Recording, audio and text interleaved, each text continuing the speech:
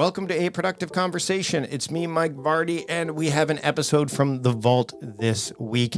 It is featuring a guest or guests that I really wanted to have on the program, a fellow Canadian, Peter Oldring, who was also known as Dexter Guff. He had a fantastic productivity, self-help, personal development podcast called I'm Dexter Guff and So Are You, I think was the name of it, or something along those lines. See, it's been a while.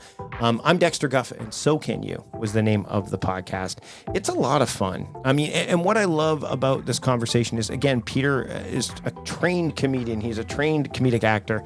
And the fact that that's how I kind of got my start in this space, and spending time looking back at, what comedians do when it comes to, times, not just modern times, but all times, they kind of act more or less as philosophers of our time. I really want you to go into this conversation with that lens. Like, really, the parody and the satire that Dexter Guff is something that I really admire and I really think is worth noting, especially in this day and age. And again, this episode was recorded a few years ago, so keep that in mind as you make your way through this conversation today. So let's get to it. Here is my conversation, a very productive and funny one, with Dexter Guff and/or Peter Oldring. I'd like to welcome Dexter Guff to the Productivityist podcast. Dexter, thanks for joining me today. Oh, Mike, brother, such a treat to be here. Wish I could physically be with you. You know that's not possible. You know my schedule. I'm all over the place. I'm just so happy that technology's making this happen. And you killed that intro, brother. You absolutely crushed it. Good job. Thanks. Good read. Thanks so much. I really, really appreciate that. So, Dex, I want to talk to you a bit about this foray into podcasting, because the podcast isn't, it's fairly new. What was the whole idea of getting into the podcasting game, as it were? Yeah, I have to tell you, and you know me, Mike, I'm humble. I don't like to talk about myself too much, but if we're going to go there, let's do it full tilt. I just kept on getting approached by people who said, Dex, I need you in my life 24/7. And I don't do that. I didn't even do that with any of my first 4 wives. I wasn't there. I don't have the time to give to someone else in that way. And I thought, well, I would like to help as many people as I can. But if I'm going door to door, if I am taking the time to spend one-on-one time with every person that needs my help, first of all, they're going to be out of pocket in a way that they can't even fathom. My hourly's huge. But second of all, I'm just not going to be able to have the same reach. And so that's when I said to myself, it's podcasting. I have got to get those ears on my mouth so that I can help other people when they need it, where they need it, how they need it, if they need it, and why they need it.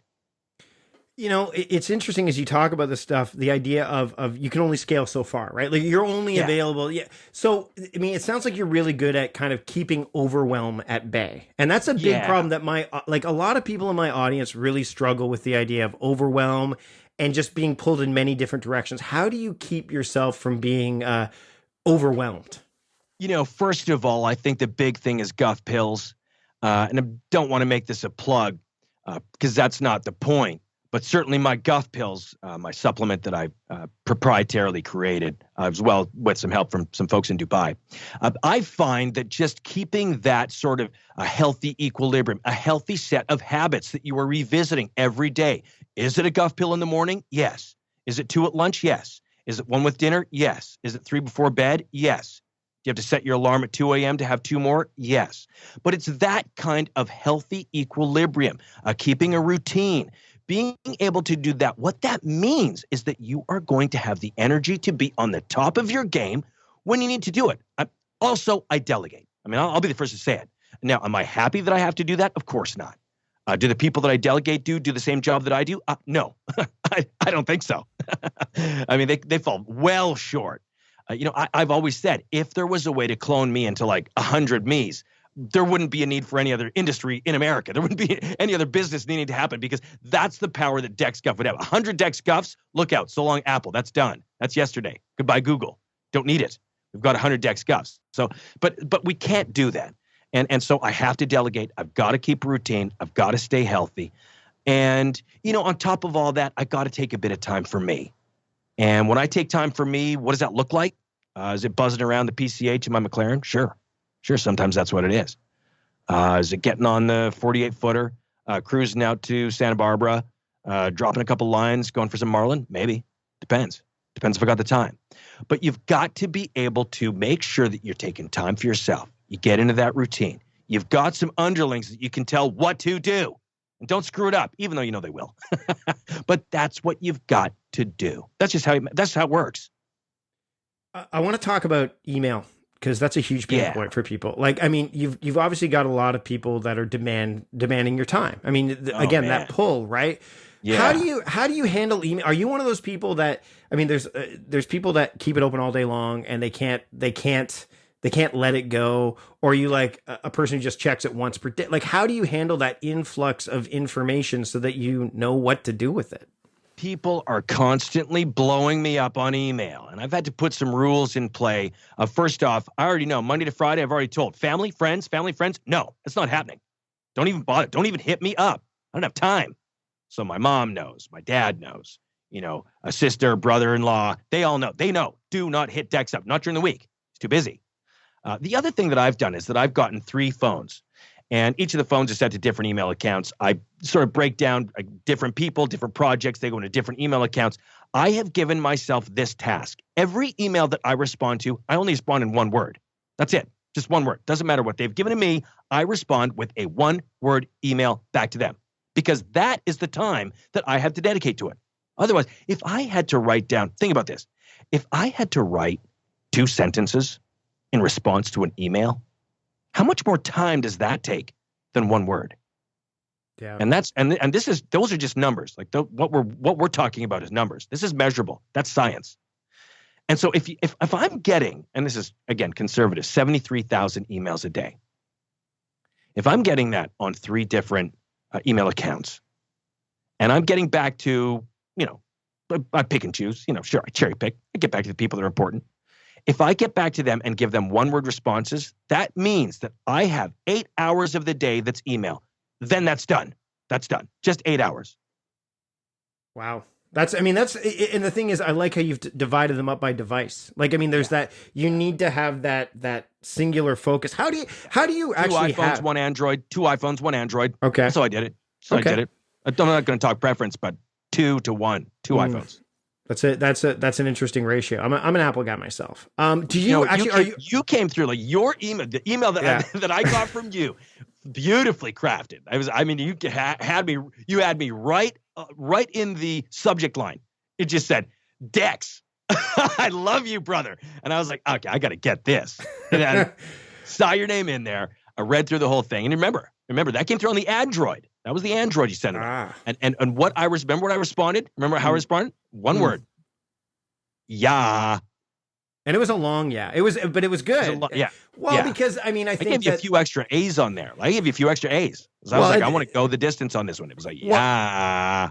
And I think I can appreciate time. I mean, that's what I do, right? So absolutely. Let's talk about focus though, because I mean, if you've got these devices, they're going to offer you singular. How important is singular focus to you? Because you've got so many different projects in the wings. I mean, you've got the company you started with Connor, right? You've got. I mean, you're building this podcast. I got the podcast, going multi-platform, doing my keynotes, hitting around at different conferences. Obviously, I've got my Guff leisure wear. That's something that's launching. I'll tell you right now, every night I go to bed and I say to myself, please don't have another multi-million-dollar idea. Because, I really do. I say, I just don't have the time. Dex, don't dream tonight. because what happens is when I do, sure enough, next thing in the morning, put that idea down on some paper, run it by some financial folks, and the next thing you know, I've got a company that's trading on the NASDAQ. That's how it happens. So I've got to be so careful. But I cannot possibly do the single focus thing. It's just not happening. In fact, most of the time, I'll have 2 conversations, 2 phone calls going at once. I'll have 1 phone in one ear, 1 phone in the other ear, and I just kind of work that receiver on the mouth. So, I'm hearing something in the left ear. I'm talking back to them. Meanwhile, in the right ear, I've got an entirely different conversation going on. And so it's just kind of working those phones, working it, sort of rotating down to the mouth, hitting mute every now and again, pound the mute button, get my thumb involved. And so having the two conversations for me is a huge time hack. I mean, that's just a way that I'm able to actually talk to the people that I need to talk to. So single focus for me, impossible. Right. I'd love for it to happen, but it's like not going to happen. Yeah, it sounds like you got tandem tasking down, because it's not really multitasking. It's tandem. Well, tasking. but that's only what I'm doing with the phones. Okay. Okay, because I didn't even. So that's what I'm talking about. So I've got that going with the phones, but then how it sort of parlays into multitasking is, yeah, I've got the laptop open. Yeah, I've got a tablet on the side. Yeah, what's that over in the distance? It's a desktop. What am I doing with that? And all of this is happening simultaneously. I mean, right now, even as we're doing this, as I'm doing this podcast with you, I'm actually on someone else's podcast. Wow. And so those breaks in our conversation, they're very quick. Those little silences that happen, that's because I'm on an entirely separate mic. I'm on another microphone, on an entirely different podcast out of Singapore. A guy who's actually talking to me just sort of about my latest book. And so that's how there's a lot going on here, Mike. A lot more than it seems. And don't even get me started over the fact that I'm actually in my car, because then that's a whole other soup to nuts. But that's the sound of a Bentley. I mean, that's why you get this perfect sound. It's just you don't hear anything. It sounds like I'm actually in a studio, but of course, that's just the purr of my Bentley. You know, you've helped my audience out so much already, but I'm going to be a bit selfish. I'm going to be a bit selfish now, because I love to do speaking engagements. I do. Oh, yeah. But it's tricky, because I don't always know which ones to do. How do you pick the destinations or the events that you do your talks at? Because I mean, you're in high demand, right? First of all, I go by hotel. So I'm going to look for it, regardless of what I'm talking about, where I am. I'm going to look at where I'm going to be put up. I mean, if I'm going to be put up in, maybe I get a Four Seasons, maybe I get a Hilton Club floor, maybe I'm in a Sheraton Club floor. If I'm getting something like that, that all of a sudden says, wait a second, they know who they're dealing with. I'm going to go there and speak. Now, if I'm seeing something that's like a La Quinta Inn and Suites, no, I'm not going to do it. I can't. I just can't. It's bad on my back. No offense, of course, but it's just my back is used to a certain bed structure, a certain thread count, whatever it is.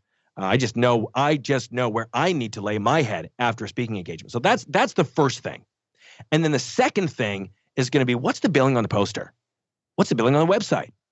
What's that going to look like? Is it kind of me beside Pitbull, or is it Pitbull beside me? So these are all things that kind of factor into it, because here's the key. The content, it could be anything. It really doesn't matter, because I know whatever that content is that they're looking for, I'm going to crush it. I'm going to bring it. I'm going to do it. I'm going to blow it out my mouth. I'm going to change a few lives.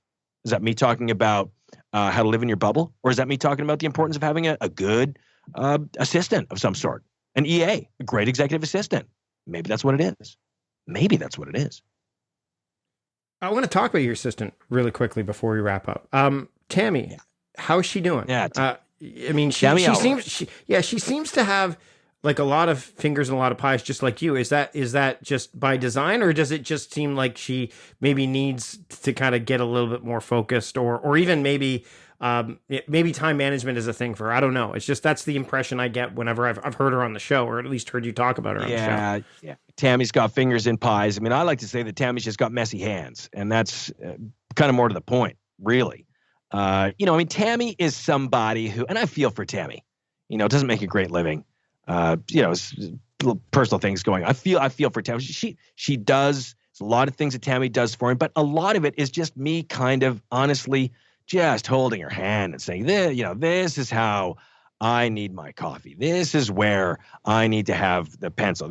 Shirt is not pressed in the way that for what I'm talking. So there's a lot of hand holding that goes on with Tammy. But you know what?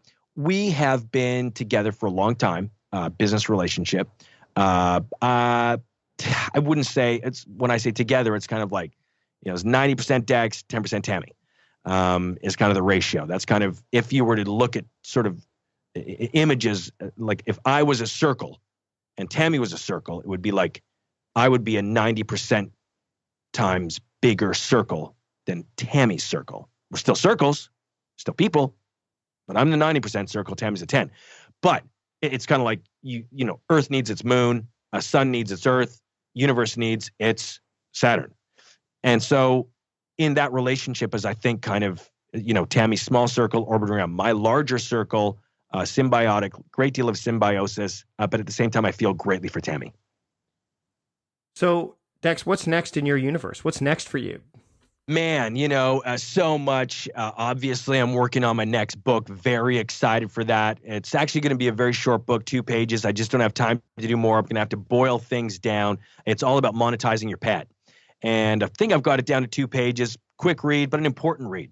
And I want people to read that. So I'm going to blast that out. Also got my fingers going in a couple of other pies. I don't want to go into too much details, but I do have some money invested in something called Credit Wash, which is how do I describe this? It's a premium VIP service. They come to your door. You give them your wallet. They take out your credit cards, and then they individually scrub down each card. Bucket of water, soap, a premium soap, a scrub brush. They wash these cards. Including Diners Club. And so what happens is that the next time that you're out having a nice dinner, you don't have to pull out some filthy Amex because you've got a nice, sparkling, clean credit card that's been credit washed.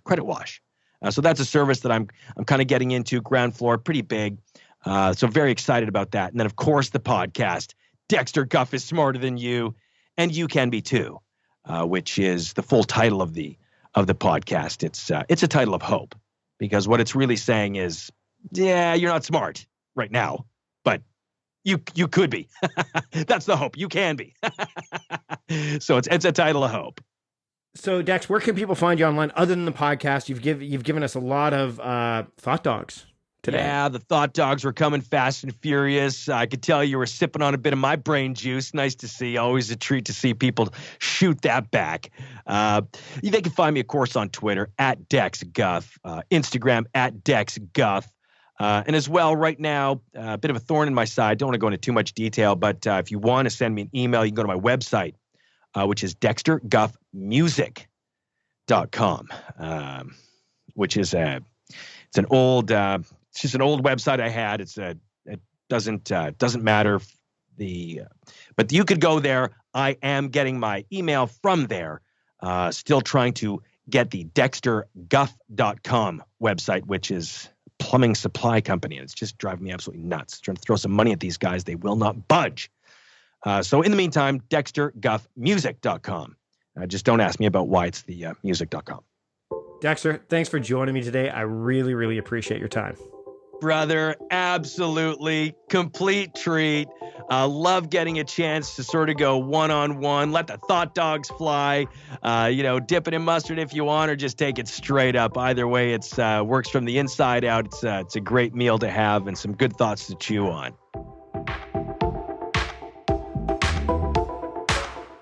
Hello. How you doing? Let me just get my camera. How's it going? Really good, really good. So let me just amazing. Oh yeah, I'm okay. I got to readjust my webcam. Otherwise, you're only seeing like half my face. It's fine. It's all. I'm seeing the windows to your soul. You're seeing the good. It's fine.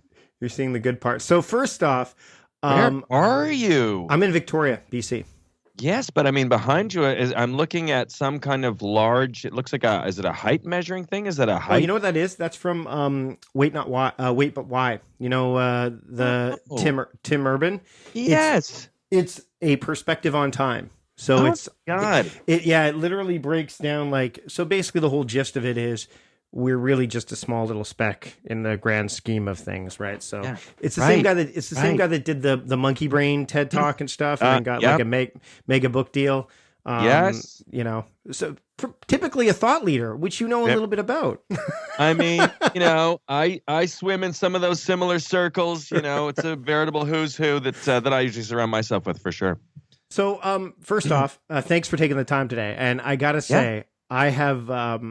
It was funny when I wrote Chris the email, and I'm saying, I've talked to, some of the people. I said these guys like Chris Ducker and Peter Shankman and all these guys have to listen to it. And I'm writing these little bullet points like I'm going to see Chris next week in London, and I get to the end, I'm like, I'm precariously, it's getting a little too close to home where I'm like the guy that's saying, I go, but I'm not going to tell you where I'm staying in London. And then in the postscript, I put P.S. I'm at the Premier Hub at Tower Bridge.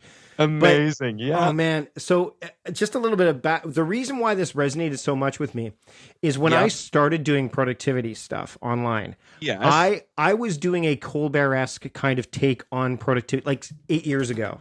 I tried to start but it was first off, way too early. Like no one knew what a podcast was. No one, and productivity wasn't like there wasn't productivity porn on the internet either. You know what I mean? Like life.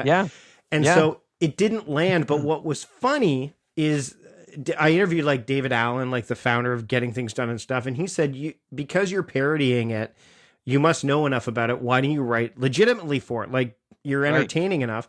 And so I eventually became the very thing that I was trying to parody. Amazing. Yeah. And living in Victoria, BC, I mean, it's not like it's a comedy haven where I'm going to be able to necessarily make a... Right. So I've done much better being the guy that goes around and talks about productivity, speaking and stuff, making a bit more money than I would have on the comedy circuit and staying married and stuff too. Yeah, because, that's important. You've got to do that. So I wanted to say, when I listened to it, I appreciated it right out of the gate. Like it was just great. And I've passed on to a bunch of people, and they think it's, hopefully you'll hear back from some of them. I know I posted it in the podcast community, like the podcast movement, that conference, and there's a couple people that like gave it like a laugh and thumbs up, but very quiet. So I'm almost, you know what I mean? Like with satire, it's very like, they're like, oh. Yeah. And one guy emailed me and he said, who is this guy? He's an asshole. I'm like, no. and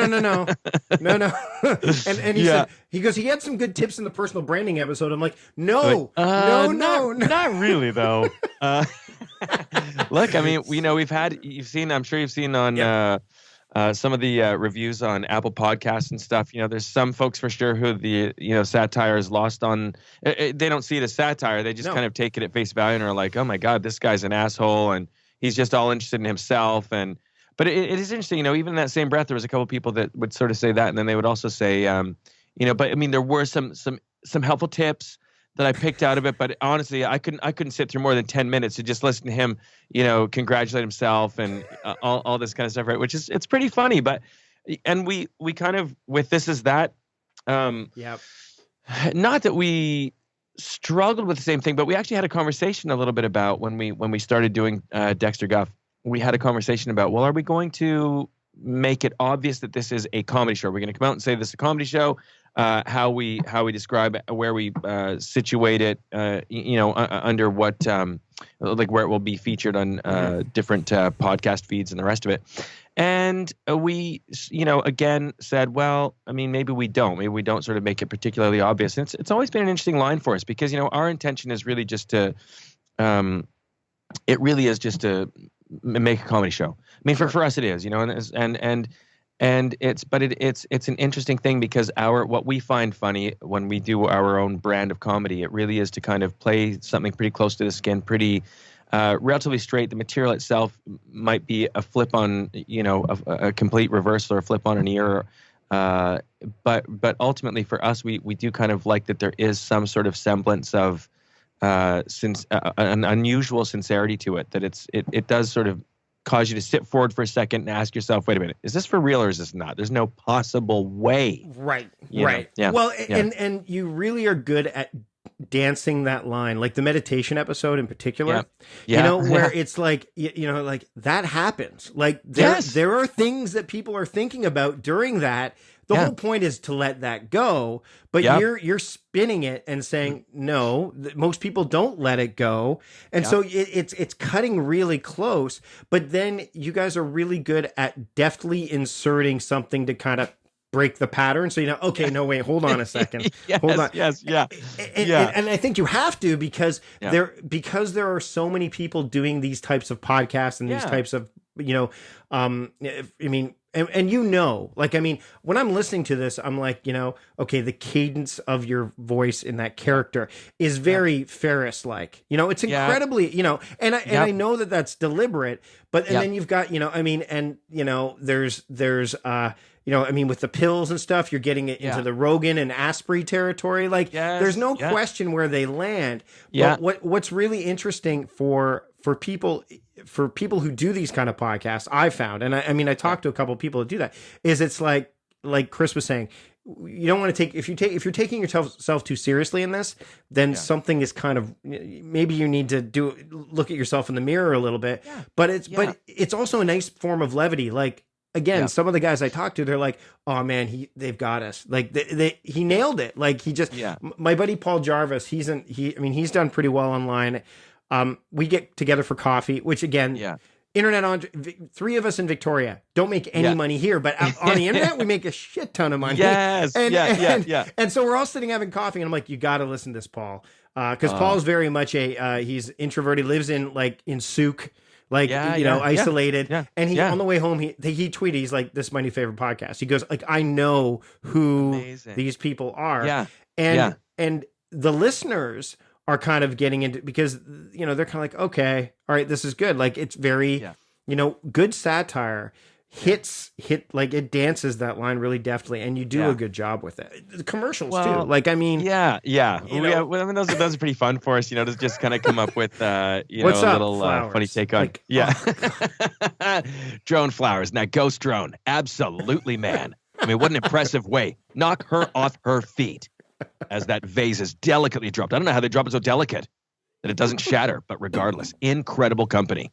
I'm actually an investor, which I'm not supposed to say, but I am an investor. So anyway, there's Ferris right there. But yeah, no, I think that this kind of places, I mean, it's ripe for comedy. It's ripe for that. And I think that when it's done well, and I think that's what, a lot of people struggle with when they try to do these kind of comedy, like podcasts or any kind of, and this is a serial too, which I kind of like, there's a storyline. I've told people you have to listen to it from the beginning, because otherwise you're not going to get the whole, the lawsuit issue. And then the weirdly creepy, almost Weinstein-esque kind of thing. Like, that's, how's that going right now? I know it is, we're kind of like as we're doing it. So to break it down a little bit, we definitely had decided that when we wanted to do this program, that if we just did it as sort of a standalone episodes that really don't connect, basically what you have is kind of a one-noted sketch on some level, right? And so what we wanted to do is make sure that the show itself had some variety into it, and that there was this ongoing narrative, and that really it becomes this a show that you think it's one thing, and then over the course of the episodes, you really begin to get pieces and glimpses of this person's life, that becomes sort of on some level take over the show a little bit, so that where he finishes off season 1 to where he begins is totally different. And we were very interested in that. A lot of comedy shows, I can't think of a ton of comedy shows that necessarily choose to serialize their programs. It could be comedians sitting around, spritzing on something, interview-based comedies, sketch comedies in that way. But we really were thinking like it would be very interesting to just kind of like seed in some of these narratives. And it's been really fun, and it's starting to come a great deal to fruition. And I really think that people who have kind of listened to the show, that enjoy the show, I really think that by the time they get to episode 10, I think they really will be kind of bewildered at the path that we've sort of gone down, and that there become these moments where, as much as this guy presents himself as this kind of slick's got it all sorted out, he's a bit of in your face kind of an asshole for sure, that actually by the end there's some weird human glimpses into this person that it's very unusual, that I really sort of feel that you begin to really root for, in a very weird way. Like it's strange to say, but I kind of think like what happens is that when we get a real sense of who this person is, we see who he's presenting, we see what he's telling, how he's telling other people to live their life, but we're getting a real sense of who he is. And there is a certain human aspect to that I think we can all kind of connect with a little bit, in a very weird way. But I think that we're really, that's kind of one of the driving focuses for us. And I think because we've already now recorded the 10 episodes, I really think that we get somewhere in the end that I think is quite interesting. And I think people will really I think they'll enjoy it, because definitely for us to have fun and satirize this space of self-help, a space that certainly in podcasts, there's a lot of it out there. And I think that the satirical point of view on it is, who are all of these different voices telling us exactly how we need to lead our life? Like, are they all legitimate voices? Are they all coming from an altruistic place? Are they all, informed voices? I mean, it does ask of ourselves to sort of, think of the source, to sort of figure out, is this somebody, is this a message that is helpful, is informed, is whatever, is it not, is it someone in a well talking to themselves? It just kind of, we kind of play with that a little bit. I mean, I think that there is an element of that out there in anything that we consume on the internet. And I think it's kind of, it's like that's part of the point of satire, for sure. Well, and I think the self-help genre is ripe because nothing's never been not said before. It's just being said differently. Yeah. And so it's almost like this character is doing that again in a different way. And it's that's what I mean. It's not like, it's not like it's out of the realm, like Living in the Bubble episode. It's like, which is actually, as you're talking about this, it's like, there's almost like that sense of this guy. It's almost like this is a form of therapy for him to a certain extent. Do you know what I mean? Definitely. So yeah, for sure it is. And the other funny one is that we'll take some of these kind of, as you say, some of these thoughts that are out there around sort of how to lead a better life, find more success in relationships, personal success, business success, and we kind of do the inverse. So in other words, a lot of self-help would kind of be like, you want to get outside your bubble, you want to break out of that, you want to sort of find these ways of connecting and to let that enrich you. And so we kind of take these, same thing with meditation, you want to quiet the brain, give yourself a minute. And we just take that, do the exact opposite, but in a very funny way. Like in that, there actually is some takeaway. Like there is a weird one of sort of going, don't punish yourself because you've got a million things going on in your mind. That's great. That means you're thinking. That means something's happening. Like, don't shut that down. That's your juice. Like there is something to that. Yeah. It's just like there is something to saying like, just shut down the things that are just like getting in your way, stopping you, so that you can really, focus on you, get your creativity going, get that going. Like, forget your shitty brother-in-law who's like trying to, is always hounding on you, harping on you about what you're doing. He is outside my bubble. I'm not letting that affect me. But it's like in a funny way, like there is a weird reverse logic takeaway that is kind of, that we kind of like. I mean, today I'm walking back from, I went to a chiropractic appointment on my way back, and I'm using drafts on my iPhone to recite my next email newsletter. And I don't give a shit if there's people walking by that are like, what's with this crazy dude reciting it? I'm like, because I know what I'm like, that's my intention. Right. And I'm sitting there, and then, in my space, of course, what's the next thing I'm going to write about? How to write on using your voice to do this thing. And and the thing is, there's nothing wrong with that in my space. But my wife goes, you're an idiot walking down the road talking into your phone. But it's all perspective, right? And it's the same, like the executive assistant episode, which, I mean, that whole point of like, get one, because if you do, you're a big deal, which from an certain level of optics is true. Yeah. Like, so it's, again, you have to, that's what I loved about this, is that it dances that line. So one of the things that, as I was watching this, because I just finished watching the whole run of Marin on Netflix. And I mean, that's, for those who don't know what that is, and we're going to, the idea is Marin is doing a fictionalized version of himself. Yeah. And obviously when he gets to the end, it's totally not even what happened to him. Did you, I mean, and he's big in the podcasting space. Like he has one of the top podcasts on the planet. Oh yeah. Like when you're looking at that, I mean, there's some sympathy towards him as a character. And I think I see the same thing happening with Dexter, is that it's almost like, I mean, the things he's talking about, he's struggling with, yet he's got this facade in front of him that's like, hey, look at me, I'm rich, I'm this, I'm successful.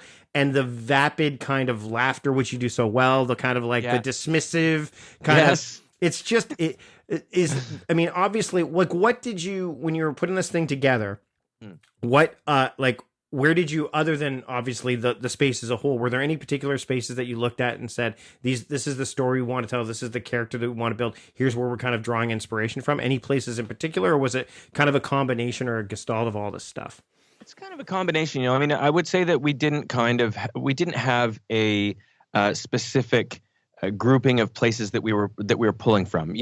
Our background, and when I say ours, I mean Pat Kelly, Chris Kelly, myself. We creatively work as the creative team, as well as with the folks at Panoply, who also sort of help shape what the show is. But the kernel of the creative team has sort of been us three, and we've worked on several different things together. How we work, generally speaking, is improvising. It's always been, the background of what Pat and myself have done together for years and years and years. And then in sort of the more recent 8-year history or whatever it is, we partnered up with Chris and have worked on different projects together. But we do come at things in an improvised way. And I think that our natural instinct is always to find different levels to whatever it is that we're working on. So in other words, yes, we're doing a satire of this thought leader. But we want to, you almost have this intrinsic feeling, at least that we do, that the person that he presents himself in publicly is not who he is when he doesn't think people are listening, or when he sort of, you'll catch something out the side of his mouth that he's forgetting that he's not thinking that people can actually pick up on who he is really. It's sort of like a little crack in the mask. Right. That's something that almost intrinsically happens. And that may be because it's when you have improvised for years and years and years and years, you have these little, it's without any conscious, not sort of any conscious attempt to do something, but it's sort of intrinsically there. It adds depth to the character. It's adds sort of layers to the onion, as it were, right? And so I think that's always a part of when we creatively work together. And then the other one is trying to develop this storyline, and where we go with trying to figure out what elements we want to include in the story, what elements we don't want to include in the story. It really comes, again, from improvisation, but also, the internet is just so ripe with so many personalities that, become famous, that have fame for a fleeting moment, or that have, that sort of viral video that goes around and everyone knows them notoriously as this one thing. And we kind of take pieces of that, I mean, I think about, like the guy who's standing in his garage in front of a Ferrari, right? Ty and he's Lopez. Talking about the books that he's, yeah, exactly. Yeah. And it's like, in a nutshell, there's some of that. It's like to break it down in a very small way. It's like, read books, then you have a Ferrari in the hills, or whatever his logic is. But it's like, or the private plane where yes. clearly, or the house that isn't his, but he Airbnb'd it for Yes. And again, that let's be clear, that might not be what he's doing, but no, you're right. But that's the point. The point is that it's not just that person. You're seeing it in so many different ways presented in your Facebook feed or wherever, right? Yeah, and so it's like all of those become inspiring elements that kind of fill out this fictitious world that Dex Guff lives in. Right. And so we take from some of that, we take that idea of, you always, on Instagram or on your Facebook feed or whatever, you get those beautiful images with an inspirational saying, and it, whether it's exactly in front of a private jet, in front of the yacht, a sunset, someone tying up a running shoe, whatever it is. And certainly these are inspiring phrases, but for us, it's also kind of fun to sort of go, well, how does Dex Guff present? What's his inspiration in those kind of recognizable little, graphics? And so it's like all of those become these little kernels that sort of add to the world that we develop. And it's not really, we didn't sort of have this grand idea on day one that we had this whole thing mapped out and figured out, what it was that we were going to do. It really came from the idea of the thought leadership space in podcasting is enormous. There's a lot of folks that sort of fit into that spectrum of podcasts, and yet there's not a ton of satire being done of it. And for us, it was like, this is kind of a fun world for a character to play in. That was the beginning, like that was the launching off point. And then the stuff that fills out the rest of that world and what the episodes become about, and how we decide to interview other thought leaders or authors or who actually, when we pull back the curtain, those are other comedic improvisers. But, Yeah. All of that stuff just sort of comes organically through talking about it, creatively working together, improvising a bit, sort of an aha moment will happen and you go, oh, this is an interesting little throwaway. Let's go with that. Like, for instance, even for those that have listened to the very first episode, the idea of Tammy, who is somebody who is basically Dex's, she's kind of his everything. She's his personal assistant. She runs the recording booth. She organizes a schedule. Like, Tammy kind of runs the show. But Tammy was just a throwaway improvised moment in episode 1. There was not really any, there was no sort of overarching thought that we had for this, that this character would appear in more than one episode. Because Tammy's a persona that is sort of throughout the show. But it really came from an improvised just throwaway. And I think part of it is, like, for myself, I'm talking when I'm talking to a microphone by myself as the character Dexter Guff, an improviser always wants to improvise with somebody else. Otherwise, you're doing a stand-up comedy routine, right? And so an improviser, for myself, I'm not a stand-up comic. I'm used to, as an improviser, talking to someone else, taking inspiration from whatever they're offering back. And so in this weird way, as I'm talking by myself, I want to invent other characters that are around me that I can interact with.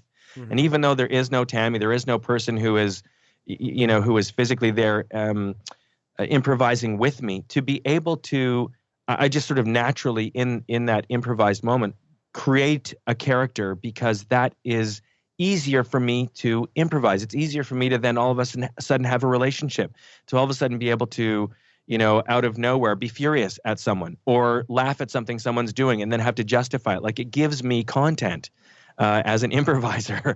And so it's interesting that it's a mix of having a bit of a roadmap for sure, but then it's also what happens in the moment through improvising, that, an idea comes and you sort of go, oh, that was fun. I like what we've just brought into the world of Dexter Guff.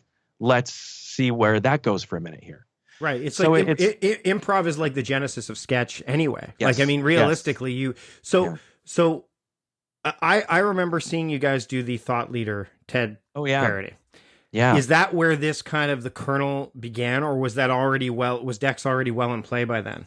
No, you know what? That really was the kernel. I mean, the truth of the matter is that Panoply, who is, a podcast producers, they are podcast distributors, based out of New York, have a lot of incredible podcasts. They saw the Thought Leader satirical piece that we did of this sort of self-narrated TED Talk. And they initiated the conversation. They just wanted to know, who we were. They thought that was a really funny video. And they said, have you thought about doing a podcast that's kind of a satire of a thought leader? And that was really where that's really where it came from. Mm. And Pat played the thought leader in that piece, didn't he? Yeah. So it wasn't even you that played the thought leader. No, exactly. It's like he was the character in the sketches or in the video. Yep. And then when Panoply sort of approached us, and as we began to kind of workshop amongst ourselves, amongst Pat, Chris, and myself, the idea of what this thing would look like, it just kind of became somewhere where Pat was like, I think you should play Dex, and I might make some appearances in episodes, but ultimately he was kind of more interested in seeing my take on what Dex was. So it's kind of it's a funny evolution as to how it sort of developed. And actually, the character of Dex isn't exactly like what the video is. They're sort of slightly separate entities, but at the same time, the inspiration. I think for Panoply, what they responded to is somebody making a satirical piece of content based in that world of thinkfluencers and TED Talks, and and feeling like, this is something that is a world that it doesn't feel like has been overdone at all, like in the satire world, and something that maybe there's something more we can develop. It would be interesting to see, because I mean, I'm looking at that video, and the link, of course, is in the show notes. But Dex would, I don't think Dex would be a different. he'd have to play it different in that TED environment, because it's not Yes. even to see some of these people that are being that, I could say, hey, there's been some correlation between Dex and them. I've seen them do TED Talks, and it's far more subdued. So it would be interesting to see him tackle that. Yes. Because I don't know how well that would, I'm sure it could, but it'd be interesting to see. Yes. I mean, because I think ultimately for Dex, when I really think about that character, for him, it really does. It is all about him. And it sort of comes from certainly an insecurity. But I think, Dex doing a TED Talk, I think that the ultimate takeaway from it would be less the content that he's putting out there and more like who this creature was up on that, red dot. And, and what was actually informing why he was doing it in the first place. Because he couldn't help but sort of let pieces of his life kind of hang on whatever content he was putting out in a TED Talk. It would be like, man, I'm so happy to be here. It has been a crazy week. Had some issues refueling up the jet in Tahoe. Had to fly commercial. I'm here. Don't want to make a big deal. Not a big deal. It was one of those ones, no lay flats. So even in first class, it was still like, I'm upright. And I'm like, I don't let this bother me because I have got to focus on my talk. And you know what I mean? Like, it's that, which is the antithesis of everything that Ted would stand for in that moment. Yes. But it's like, he would, so it would be elements of that would be brought into whatever backwards logic piece of advice that Dex would be trying to sort of put through a TED Talk lens, I want to talk a little bit before I definitely want to talk to Dexter in a few minutes, because I think he's got a lot. I think he's. I'll tell you right now, Dex is dying to get out. He's got so much he wants to talk to you about. And he's just got so much that he knows that people want to hear.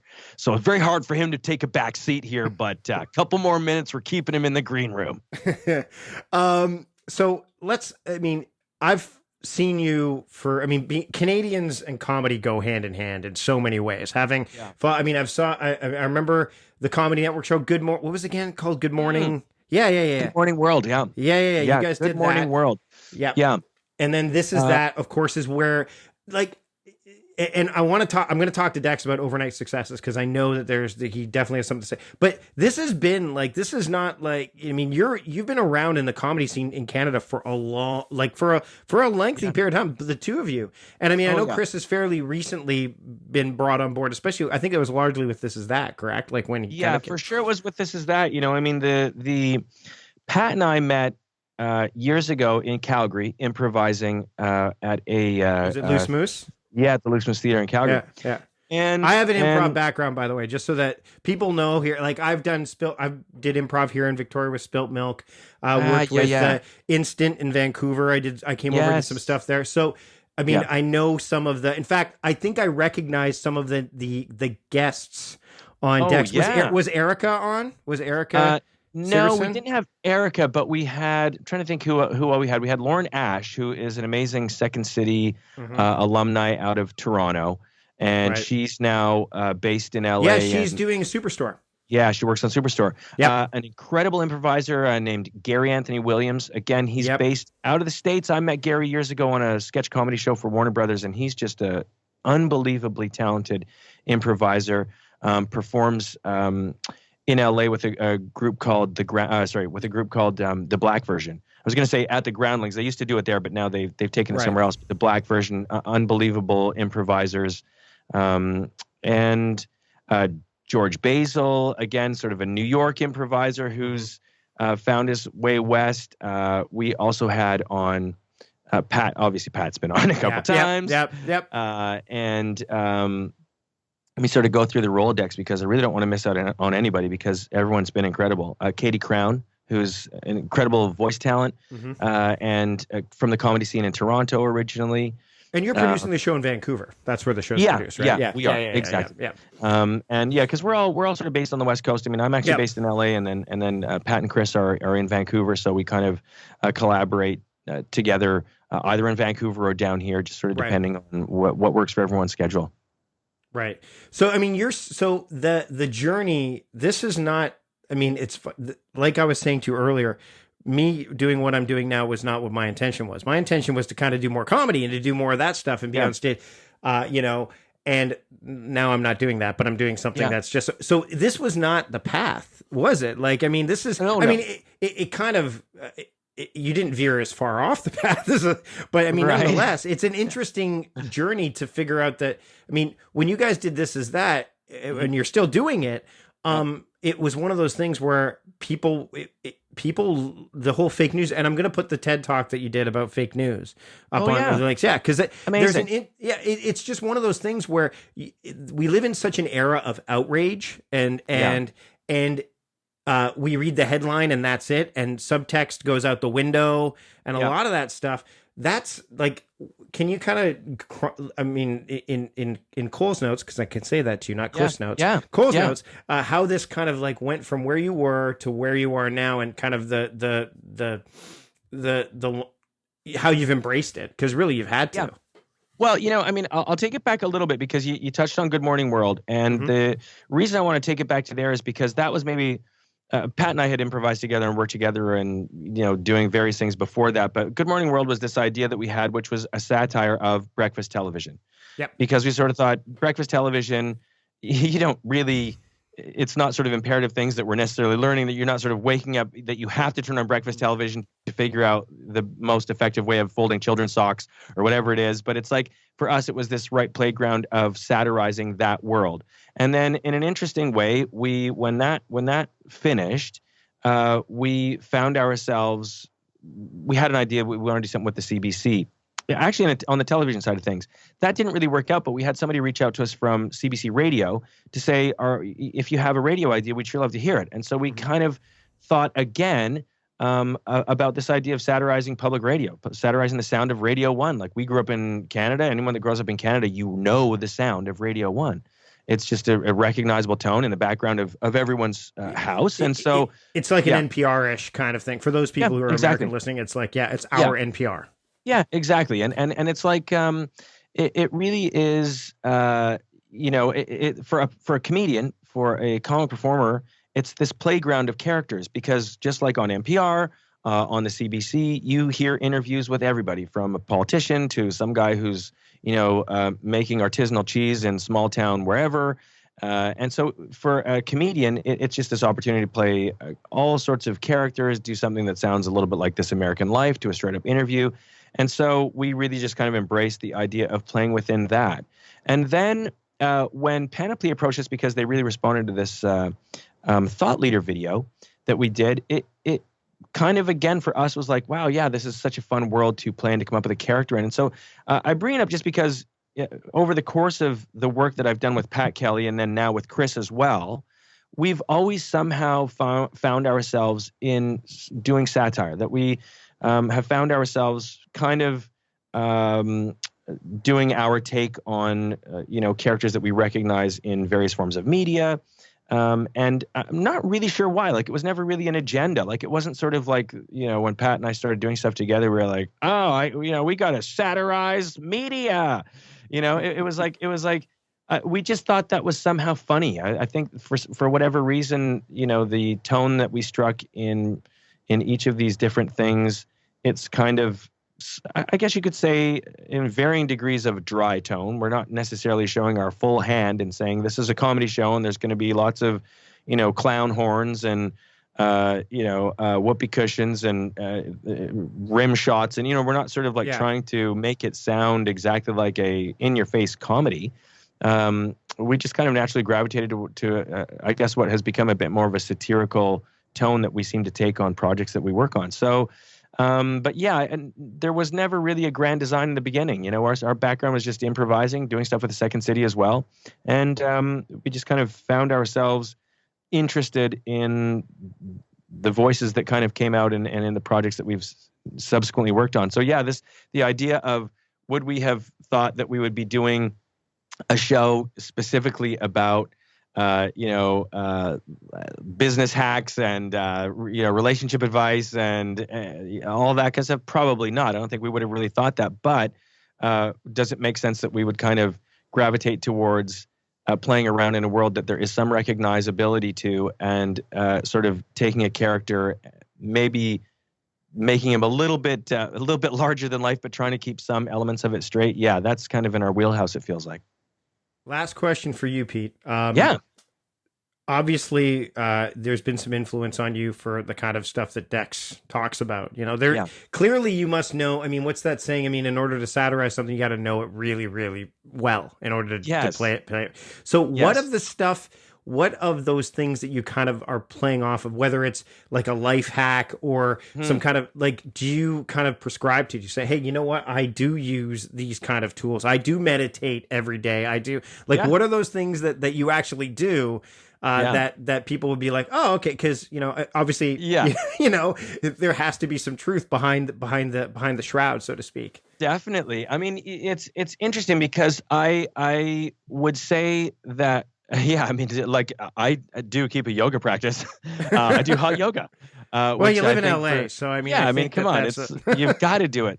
Like, and my background is actually even going to theater school and doing more.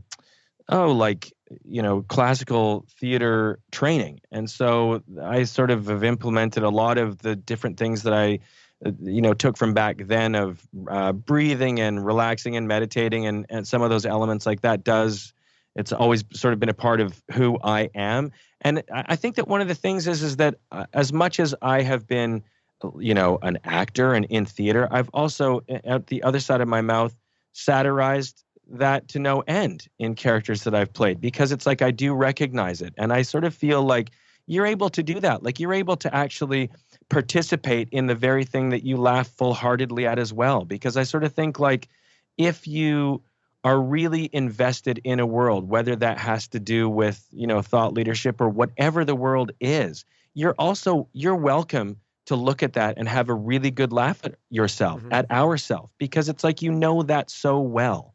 And so I would say that probably I wasn't inundated with specific thought leaders that I myself was kind of voraciously following and,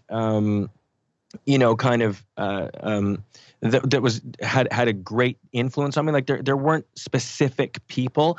Once we decided that we're going to have some fun and play around in this world, I've very quickly found some people that I sort of thought were at differing ends of a spectrum that I took some inspiration from. But it's like, I think that in a lot of ways, there are some of these recognizable buzzwords and phrases and phraseologies and stuff that we can play around with in this space. But also it's just an improvised character. For me, it's like a character study. You kind of put on the voice a little bit, you get into the shoes of this person, and some of it does have to do with his advice on life hacks, and other parts of it are just like an improviser playing within a character, saying things that he can't take back and then trying to justify it. And it's, and for me, that's really, that's a great deal of the fun. I think anyone that knows in improvising, sometimes it's the mistakes that are the discoveries and the things that kind of really become the memorable moments. One of the things that I love about those interviews that we do on the Dex Guff program is that those are all improvised. I mean, the show itself is improvised. As I say, we do have a bit of a roadmap. Like we want to have roadmaps within each episode, so that even things like doing our thought release or, teeing up what the show is, that we want to, there needs to be purpose and focus and, something that we're driving towards in each of these elements, but how we get there is improvised. And so it really is a treat as an improviser to have that, be such a present force in the show. And then also in these interviews to be kind of going toe to toe and dancing with amazing improvisers who are also playing characters. And it really is kind of a treat, and it's in those moments where, as I say, because it is improvised, you just don't really know what anyone's going to bring to the table. There wasn't really much thought around, even when we think about things like the bubbles, and talking in episode 3. There's a little bit of talk about that, but really that just sort of became its own weird thing that with Gary, and the same thing with Lauren. We sort of went on a run about a gumball machine that had nothing to do that we had thought about beforehand, but it's like it becomes this weird logic and a really profound point at the end. Like it's weird to say, but it's like those improvised elements kind of creep up and And when you're onto something that really fits in the world of the show, it's kind of a magical thing that it's just one of the true reasons why when improv works well, it's a kind of a thrill to listen to. So Pete, I've got another guest waiting in the wings. So where can people find you and your stuff before I welcome my next guest? So where can people find you? So you know what? I mean, obviously they can find me on Twitter at Oldring or on Instagram at What Peter Saw. And check us out. We have a lot of content that we put out with This Is That. So you can go to cbc.ca/thisisthat. You can hear podcasts of the show This Is That. But also we've got this archive of online videos that we've done, and I think that it's kind of a pretty diverse bit of content, all comedic, but I think I think people would get a real kick out of seeing some of the stuff in the videos. The Life Burger stuff is yeah. There's some good, there's some gold there for sure. Yeah. Pete, thanks for joining me today. Appreciate it. Definitely, man. Total treat. Thank you.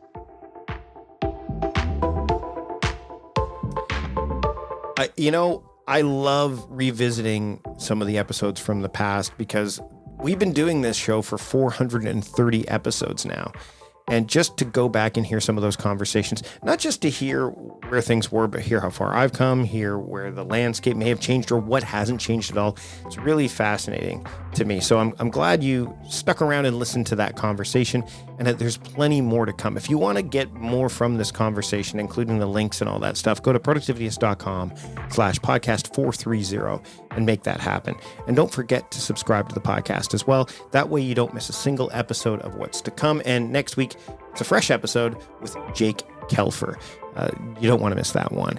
And the other thing you don't want to miss is a chance to support the show by visiting our sponsors page. Without our sponsors, we don't keep the lights on or the speakers on, I guess. So go to productivityist.com/podcast sponsors, and that way you can help by supporting sponsors that are on that page, some of which you may have heard from today during the conversation I had with Dexter and /or Peter.